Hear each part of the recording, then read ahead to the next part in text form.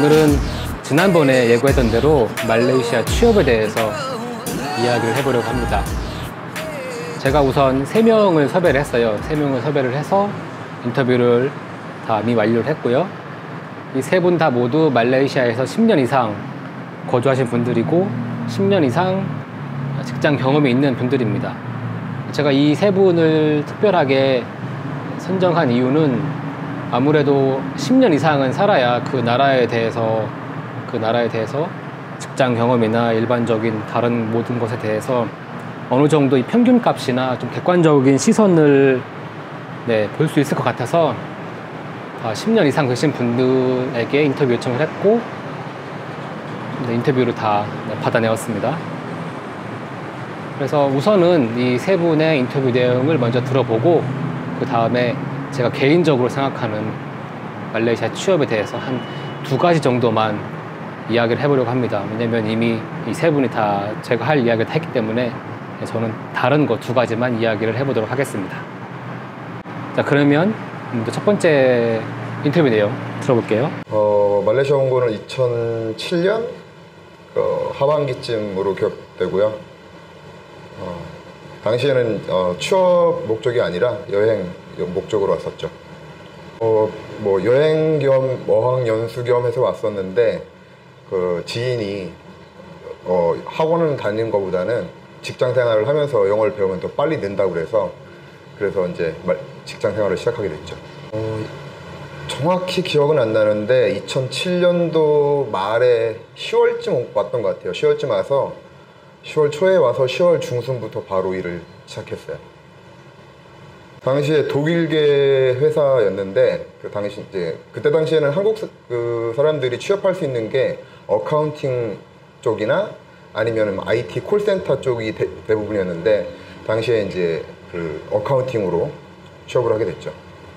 일단은 경력이 제가 뭐 전공을 경영이나 어카운팅을 한 것도 아니고 회계를 한 것도 아니고 그리고 뭐 그 언어가 특별히 당시에 이제 처음 이제 외국에 나왔던 거니까 그 취업을 위해서는 그래서 영어 문제도 좀 걱정이 되고 했는데 일단은 뭐 이렇게 간단한 인터뷰, 영어 인터뷰, 그 다음에 이제 한국 사람을 이제 필요한 포지션을 찾는 거니까 그래서 한국어 인터뷰 또 그렇게 간단한 인터뷰를 통해서 채용이 됐다는 게 좀 신기하기도 하고 한국이랑은 좀 많이 달랐던 점인 것 같아요. 아니에요. 지금은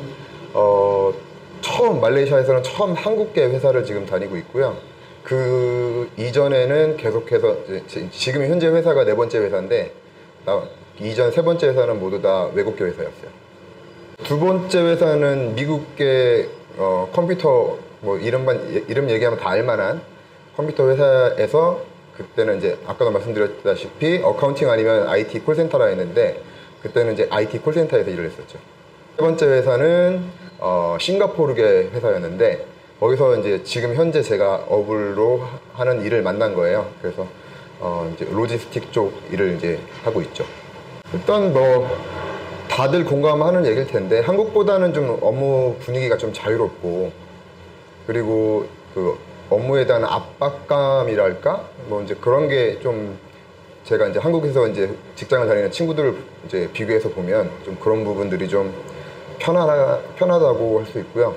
안 좋은 거는 아무래도 이제 말레이시아 그 특유의 동남아시아 그 특유의 문화가 있기 때문에 좀 일의 진행이 좀 늦다거나 그리고 또 이제 은행이나 관공서 업무를 볼 때 또 한국보다는 좀 2배, 3배 이상의 시간이 많이 필요하다는 점.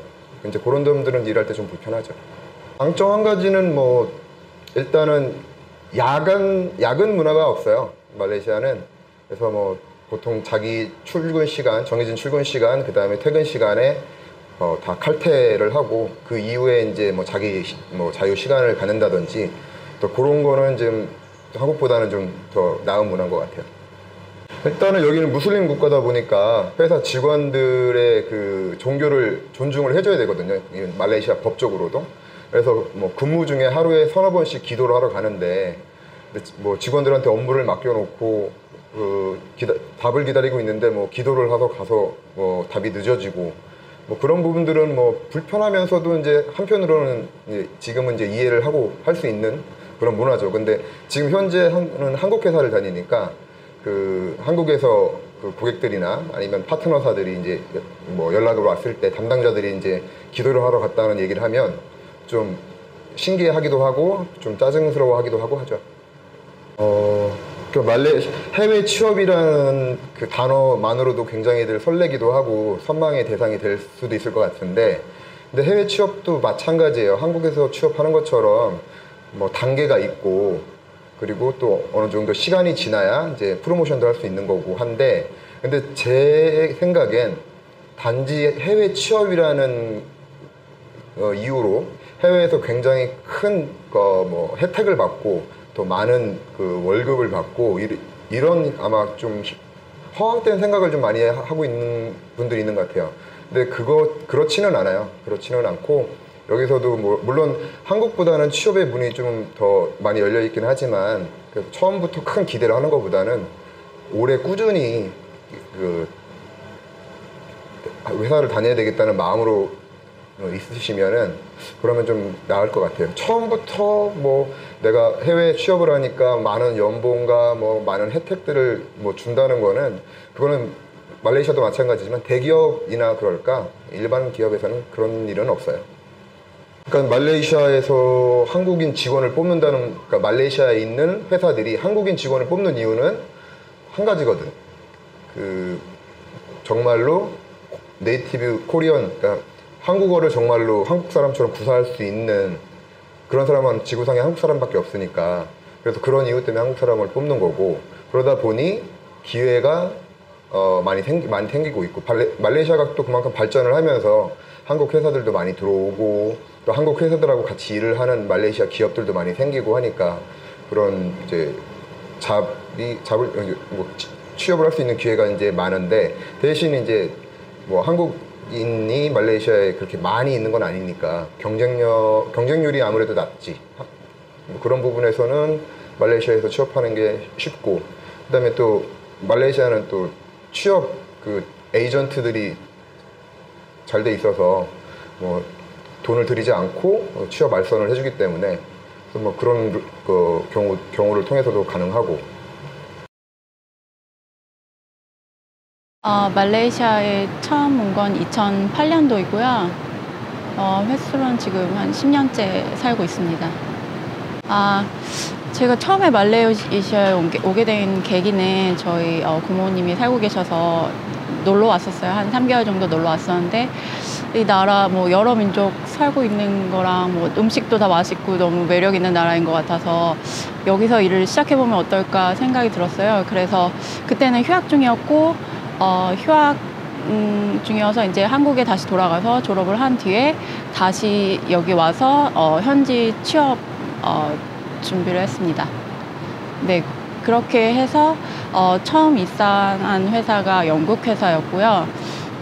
처음 제가 직장 구할 때는 말레이시아 커뮤니티, 그 굿모닝 말레이시아랑 잡스트릿이나 뭐 이런 데 많이 봤거든요. 그 중에서 제가 처음에 입사한 회사, 이 영국 회사는 전에 한국 직원분이 계셨는데, 그분이 이제 그 굿모닝 말레이시아에 한국 직원 구한다고 올리셨더라고요. 그래서 거기를 통해서 이력서 내고 입사를 하게 되었습니다. 그때 그 회사는 한 2년 정도 다녔었고요. 그 이후에 좀 더 큰 회사에서 일을 하고 싶어서 쉐어 서비스 센터에, 독일계 쉐어 서비스 센터에서 한 5년 정도 근무를 했고요. 현재는 지금 미국 회사 다니고 있는데 지금 1년 반째 근무 중입니다. 장점은 일단 상사 눈치를 많이 안 봐도 된다는 점, 제가 할 일을 제때 뭐 끝냈다면은 뭐 아무 눈치 없이 칼퇴근할 수 있다는 점. 네. 그리고 제 의사, 뭐 제가 생각했을 때 뭐 아니다 싶으면은 그걸 어필할 수 있는 뭐 그런 거를 또 수용하고 아무렇지도 않게, 뭐 그런 점에서는 장점이라고 생각합니다. 아쉬운 점은 약간 문화 차이인 것 같아요. 왜냐면 여기 사람들이 느긋한 면도 있고 한국 사람들은 빨리빨리 하는 스타일인데, 그래서 직원들 보면은 뭐 갑자기 안 나온다던가 뭐 MC를 자주 쓴다던가 뭐 아파서 안 나온다고 뭐 아침에 미팅 있는데도 아파서 안 나온다고 MC 쓰는 경우도 많고요. 뭐 그 약간 책임감이 한국 사람들에 비해서 덜하다는 점? 예, 그게 약간 이해를 그러니까 여기 나라 문화라서 그냥 이해하고 넘어가야 될 것 같아요. 그런 거는. 예. 조언. 취업 전략에 대해. 취업 전략. 그러니까 한국이랑 모르겠어요. 제가 여기서 이력서를 냈을 때 열에 한 8번은 인터뷰 면접 요청이 들어왔거든요. 근데 한국에서 제가 이력서 많이 한국에서 10번 냈으면은 거의 한두 번 제가 인터뷰 본 것 같아요. 그래서 여기는 일단 사람을 먼저 보고 인터뷰를 하면서 이 사람이 정말 이 일에 적합한 사람인지 그리고 지금 그 포지션에 맞는 사람인지를 많이 보는 것 같아요. 그러니까 뭐 경력이나 학벌 뭐 이런 스펙이 아니라 뭐 이 경력이나 이 사람이 어떤 일을 했는지 뭐 이런 것들을 보면서 이제 면접을 통해서 거의 사람을 뽑는 것 같아요. 잠깐만요. 근데 아까 질문이랑 좀 달라진 것 같아요. 질문이 뭐였죠? 그래서 그 말은 이력서도 중요하지만 네, 면접에 대한 면접이 그래서 보통 면접에서 물어보는 것들은 왜 전에 직장을 그만뒀는지 그리고 뭐 한국처럼 뭐 시사 면접이나 뭐 이런 건 전혀 들어본 적 없고요. 여기서 면접 보는 거 일단은 이제 영어로 커뮤니케이션 해야 되니까 면접을 하면서 영어 실력이 어느 정도 되는지 그리고 뭐 한국어 스피킹 포지션이라면 뭐 당연히 뭐 한국 사람이라고 뭐 생각을 하면 뭐 한국어 면접은 거의 없는 편이고요. 일단은 이제 영어로 얼마나 의사소통이 가능한지 이 사람이 영어로 이메일을 뭐 어느 정도 쓸 수 있는지 등 뭐 간단하게 어세스먼트 같은 게 있어요. 면접 볼 때. 그리고 왜 전에 직장 그만뒀는지도 많이 물어봤고 그리고 뭐 전에 회사에서 일했던 뭐 경력 뭐 그 정도 물어보고 아마 대부분은 그 정도 물어보는 것 같아요. 어떤 포지션에 지원하시느냐에 따라서 많이 다른데 뭐 보면은 콜센터에서 한국어 스피킹도 많이 구하고 근데 제가 지금 일하는 거는 한국어 스피킹으로 입사한 건 맞는데요. 한국뿐만 아니라 호주랑 뭐 기타 다른 아시아 나라 지역도 맡고 있기 때문에 그거는 포지션마다 다른 것 같아요. 어떤 포지션에 지원을 하셨느냐에 따라서. 급여, 이제 오퍼를 받으신 다음에 보면은 이제 회사에서 주는 베네핏이나 뭐 기타 여러 가지가 있는데 그 중에 뭐 EPF라고 있어요. 한국으로 치면 뭐 연금 같은 건데 외국인도 받을 수가 있고요. 회사마다 약간 뭐 다르긴 한데 EPF를 외국인에게 주는 회사를 들어가시는 게 아마 더 도움이 많이 될 거예요. 왜냐면 제가 전에 회사 독일 회사 다닐 때 EPF가 있었는데 외국인은 이제 그게 EPF가 회사마다 퍼센테이지는 다른데 뭐 12%를 회사에서 부담을 한다면 월급의 12% 그리고 제가 11% 정도를 또 내요. 그러면 그 20 몇 프로가 이제 EPF 그 어카운트에 묶여 있게 되고 나중에 뭐 말레이시아를 떠나신다던가 할 때 그 돈을 다시 찾아가실 수가 있어요. 그래서 일종의 뭐 적금처럼 묶어두실 수 있는 거라서 EPF가 있는 회사가 들어가시는 게 아마 좋을 것 같아요. 안녕하세요. 저는 말레이시아에 2004년도에 왔고 지금 2018년도니까 15년째 횟수로 말레이시아에서 거주하고 있습니다. 저는 한국에서 대학교 졸업하고 말레이시아에서 직장 생활을 처음 시작했어요. 2005년부터 지금 2018년이니까 13년째 직장 생활을 하고 있고 처음부터 지금까지 계속 파이낸스 부서에서 근무를 하고 있습니다. 이직도 여러 번 했는데요. 지금이 3번째 직장이에요. 첫 번째 회사는 물류회사였고 독일 회사였습니다. 그리고 그 회사는 한 2년 정도 다녔고요. 두 번째로 이직을 한 회사는 테크놀로지 회사였는데 거의 10년 가까이 그 회사를 다녔어요. 그리고 최근에 지금 이직한 지 1년 가까이 되고 있는데 지금 다니고 있는 회사도 멀티내셔널 컴퍼니이고 컨설팅 회사에 근무하고 있습니다. 지금 현재에서는 한국과는 관련이 없는 일을 하고 있고요. 첫 번째, 두 번째 회사는 다 한국을 서포트하는 일을 했어요.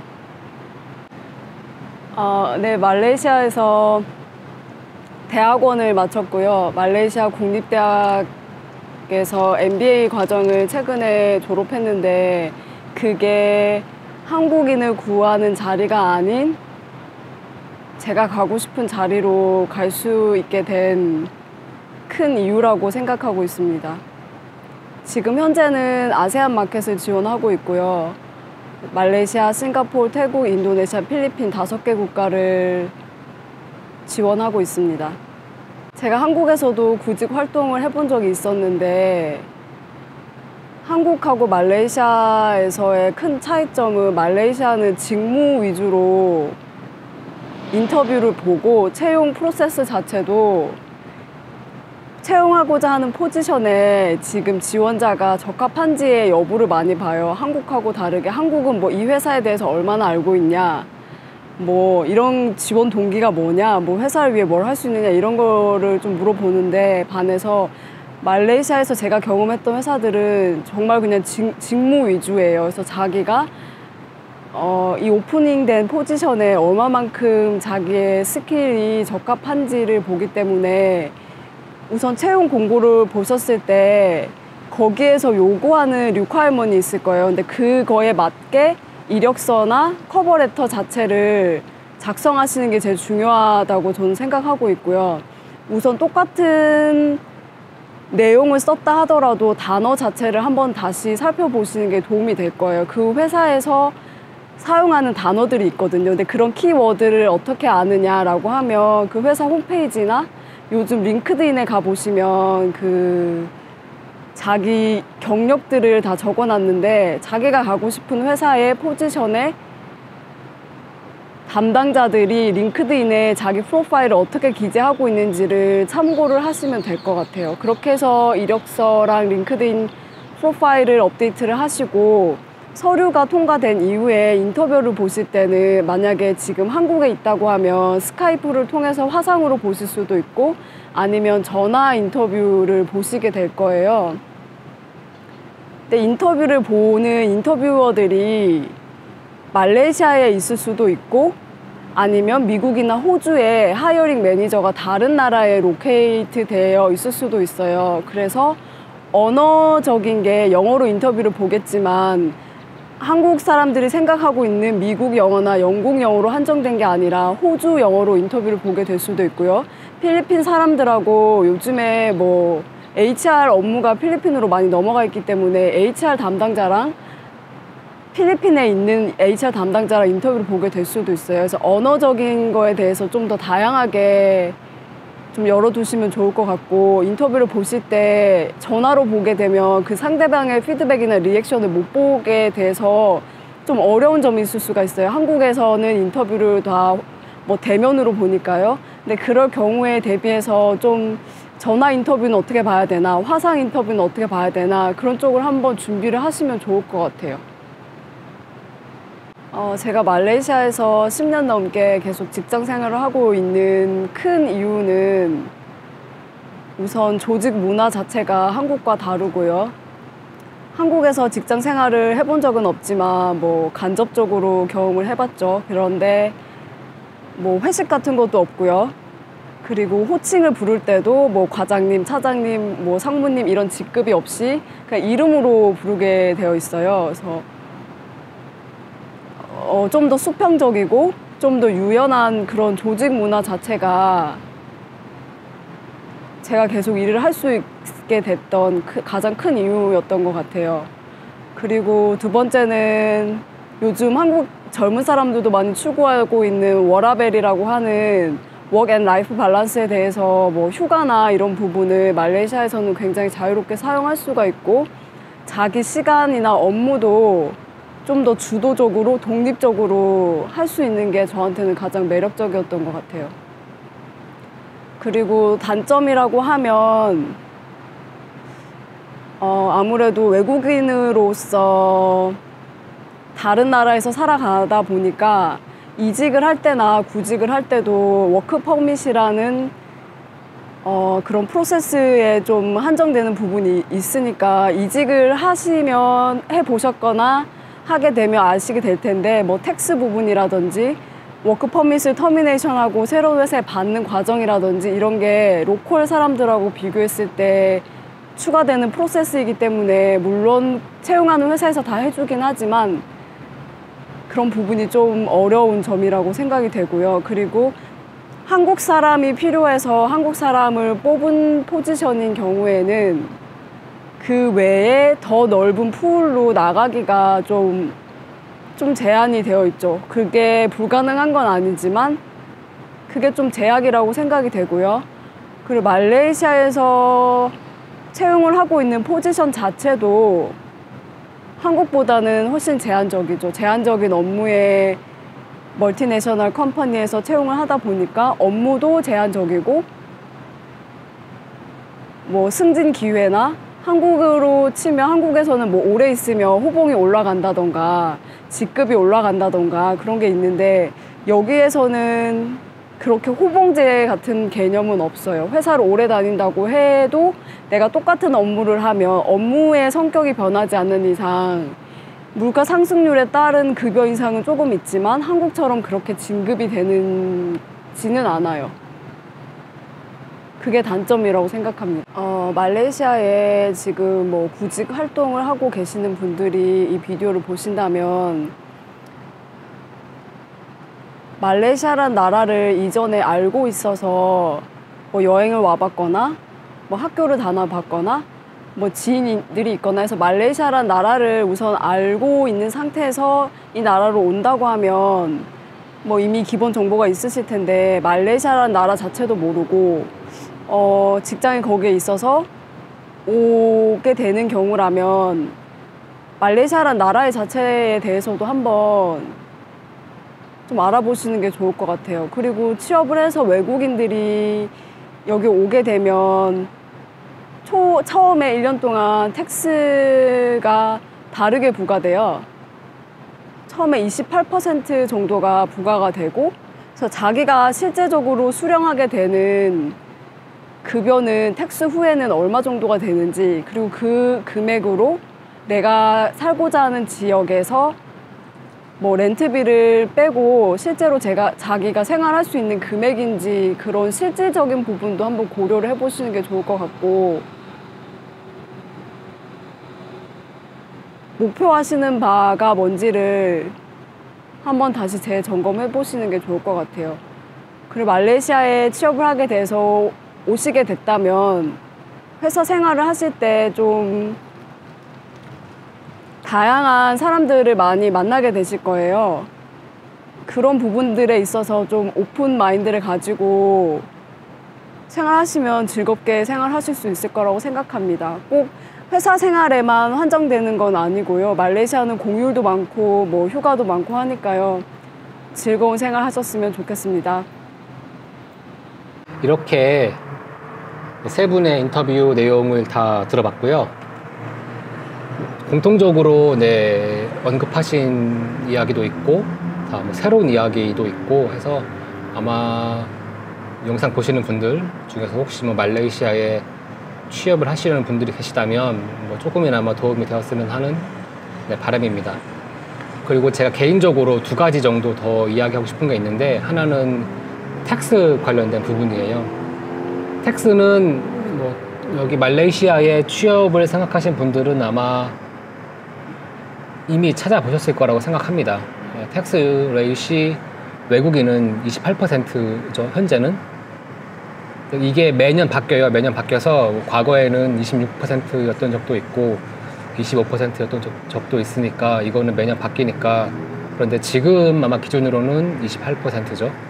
아마 이것도 모르고 있는데 취업을 하려고 한다라고 하면 좀 자기 반성을 좀 하셔야 할 것 같아요.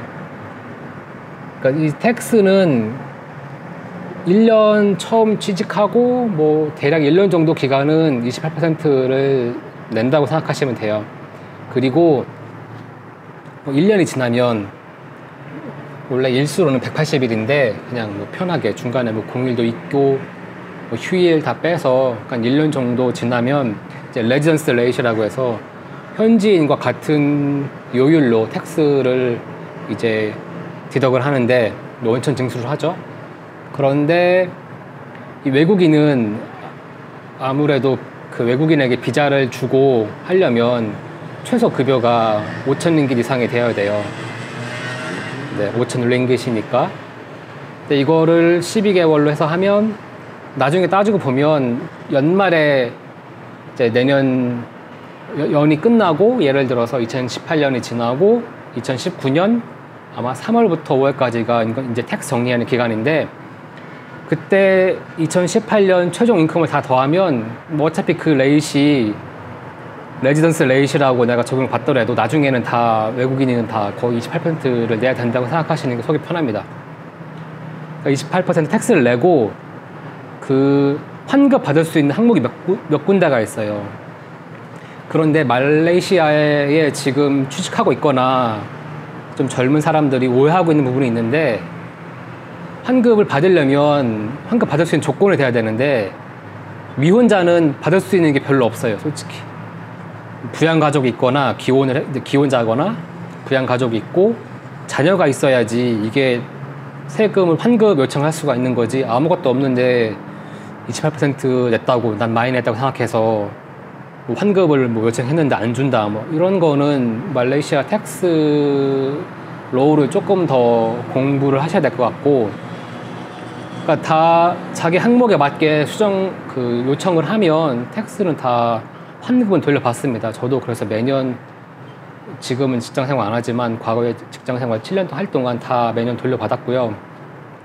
환급 신청은 온라인으로 하면 돼요. 뭐 어떤 사람이 뭐 텍스 오피스에 인컴 텍스 오피스에 간다고 하는데 그거는 내가 인컴 텍스 어카운트를 닫을 때 이 나라를 떠나서 클로즈 할 때 그때나 가서 신청하는 거지 뭐 온라인으로 하면 되는데 굳이 수고스럽게 텍스 오피스까지 갈 필요 없습니다. 제가 듣기로 어떤 회사에서 매년마다 텍스 어카운트에 가서 인컴 텍스를 클로즈하고 다음 해 다시 리오픈한다는 소리를 들었어요. 지금도 그런지는 모르겠지만 그거는 그 회사가 이상한 회사지 제너럴한 일반적인 것은 텍스 오피스에 갈 이유가 없습니다.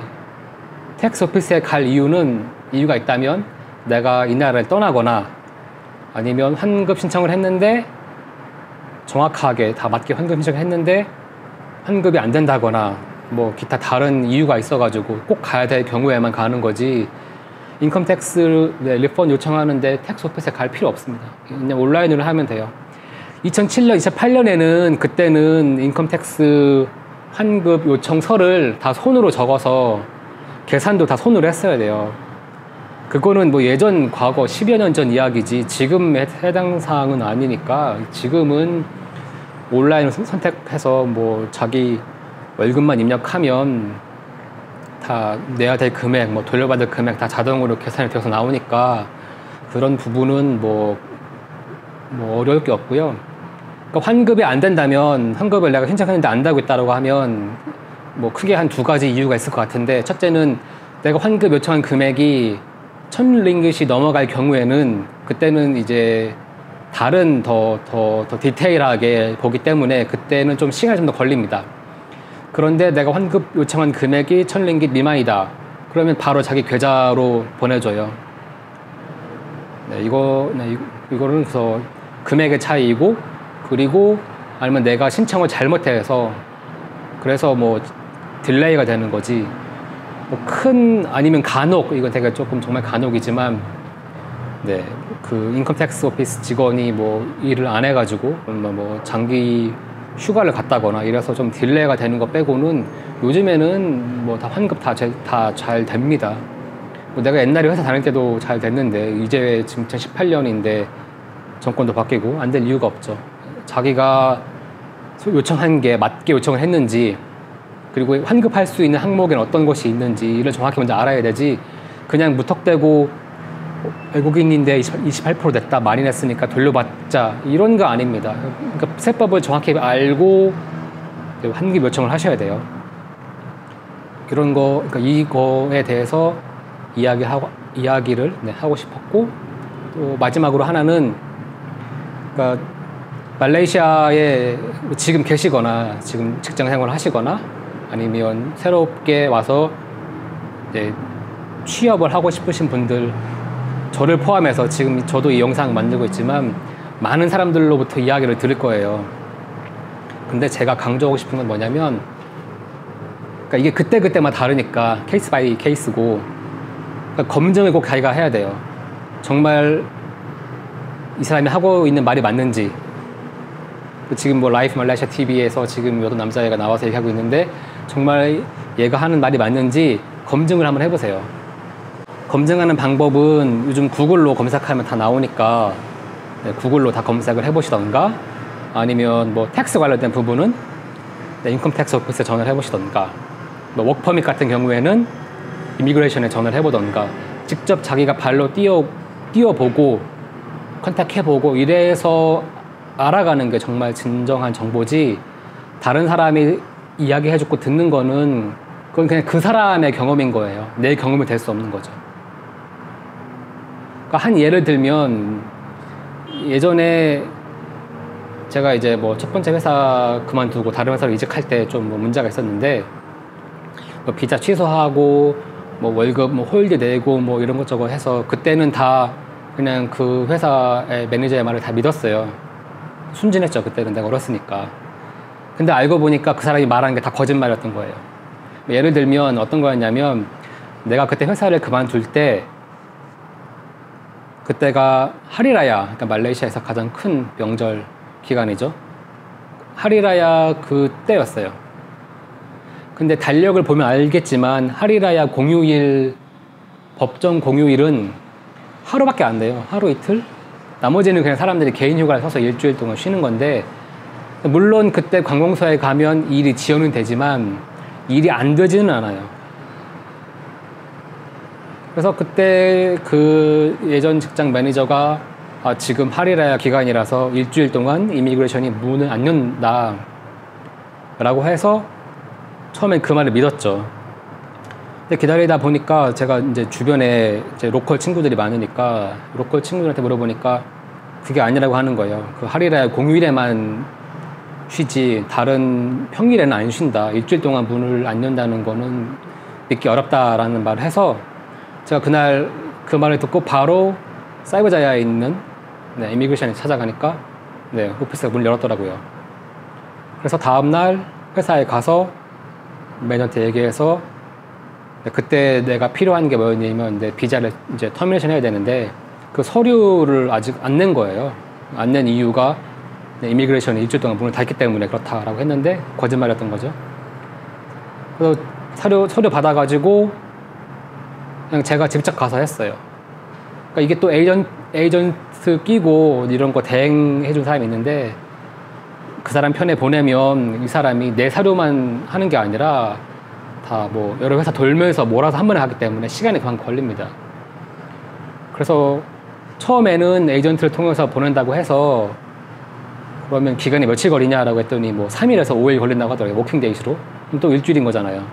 그래서 됐다, 필요 없다, 그냥 서류 달라, 내가 가서 할 테니까 라고 해서 서류 받아내가지고 다음날 가서 아침에 10시에 가서 접수하고 그날 12시인가? 2시간 만에 다 끝났어요. 그러니까 제가 하고 싶은 말은 뭐냐면, 많은 부분에 대해서 이야기를 들을 때 잘 듣고 검증을 꼭 하세요. 이게 꼭 주변인의 이야기만이 아니라 같은 회사의 직장 동료, 직장 상사, HR, 얘네들도 가끔 모를 때가 있어요. 모르는데 그냥 안다고 이렇게 넘어가는 경우가 있고, 모르면서 아는 척 하는 경우가 많기 때문에 본인이 다 챙기셔야 됩니다. 자기 인생 자기가 사는 거지 아무도 대신 살아주지 않아요. 그리고 검색만 하지 말고 검증을 하세요. 저 좀 요즘에 이제 특히 한국 친구들이 검색을 되게 잘하는데 검증은 안 하더라고요. 아까 전에 얘기했을 때 어떤 회사, 특정 회사가 매년 그 회사 직원들을 텍스 오피스에 보내서 텍스 어카운트 클로즈하고 다시 열게 하고 뭐 이런 삽질을 시킨다고 하는 걸 들었는데 몇 년 전에. 지금도 그런지는 모르겠어요. 정말 이게 삽질이거든요. 자기 편하려고 하는 거니까. 이런 게 정말 맞는지, 이 세상에 말레이시아가 아무리 조금 뭐 느긋하고 뭐 답답하다고 해도 원칙과 원리, 원칙과 상식이 통하는 나라지, 그런 뭐 말도 안 되는 거 가지고 특집을 잡는 나라가 아니기 때문에 다른 사람 말만 너무 믿지 말고 본인이 직접 가보시고, 인컴 텍스 오피스에도 뭐 갈 일 있으면 직접 가고, 네, 뭐 이미그레이션에도 뭐 컨택해보고, 직접 전화해보면 여기 사람들이 다 되게 친절하니까 전화해서 확인하고, 네, 웹사이트 검색해보고 직접 해보시는 걸 추천합니다. 네, 이 두 가지를 이제 저는 얘기하고 싶고, 나머지 것들은 네, 앞에서 세 분이 다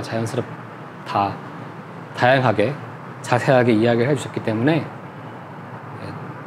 이번 영상은 네, 이것으로 마치도록 하겠습니다. 다음에는 조금 더 네, 재밌는 라이트한 영상으로 찾아뵙겠습니다. 그러면 안녕.